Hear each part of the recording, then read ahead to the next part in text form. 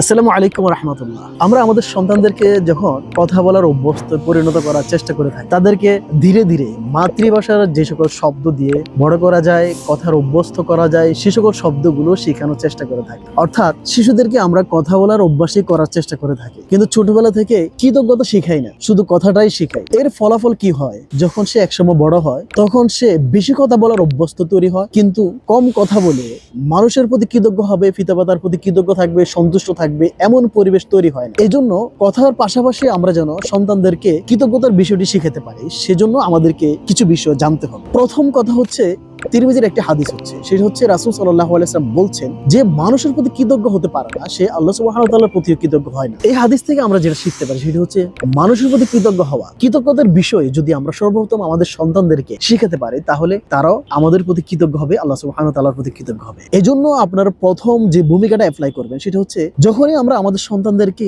কোনো একটা জিনিস হাদিয়া দিয়ে থাকি, গিফট করে থাকি, বা তাদের জন্য বাইরে থেকে কিছু নিয়ে আসি, বা ঘরের ভিতরে কিছু দিয়ে থাকি, তখন তাকে বলবেন যে আলহামদুলিল্লাহ বলুন। আমরা যখন তাকে কিছু খাওয়াই, তখন তাকে এই জিনিসটা স্বীকার করান যে তিনি যেন আল্লাহর প্রশংসা করেন, আলহামদুলিল্লাহ বলেন। অর্থাৎ খাওয়ার শেষে সে যেন আল্লাহ সুবহানাহু ওয়া তাআলার প্রশংসা আদায় করে। এভাবে কৃতজ্ঞ বান্দা হওয়ার চেষ্টা করে থাকেন। আপনি যে পরিবেশে আছেন সেখানে যদি কারেন্ট চলে যায়, আবার যখন কারেন্টটা ফিরে আসবে, তখন সে যেন বলে আলহামদুলিল্লাহ কারেন্ট চলে এসেছে। আপনি যখন তার জন্য নতুন কিছু একটা জিনিস নিয়ে এসেছেন তাকে, এবং বলেন যে এটা আল্লাহ সুবহানাহু ওয়া তাআলা আমাদেরকে তৌফিক দিয়েছেন তোমার জন্য নিয়ে আসা, তুমি আল্লাহ তাআলার শুকরিয়া আদায় করো, তখন সে আল্লাহ শুকরিয়া আদায়। এইভাবেই কৃতজ্ঞতার বিষয়টি তার মাথায় তৈরি করতে হবে। আমাদের সন্তানদেরকে কথা শেখাতে হবে, কৃতজ্ঞতা শেখাতে হবে। আর কৃতজ্ঞতা শেখার ক্ষেত্রে সন্তানই সর্বপ্রথম অধিকারের ভূমিকা রাখে। আর সে যদি আল্লাহ সুবহানাহু ওয়া তাআলার কৃতজ্ঞ বান্দা হয়, আপনার কৃতজ্ঞতা বেশি শেখার, কারণ সে এর ফলাফল খুঁজে পাবে ইনশাআল্লাহ। আর যদি কৃতজ্ঞ বান্দা না হয়, তখন এর ফলাফল হবে সে কখনো আপনার কাজে সন্তুষ্ট থাকবে না। তাই আসুন সন্তানদেরকে কৃতজ্ঞ বান্দা হিসেবে তৈরি করি,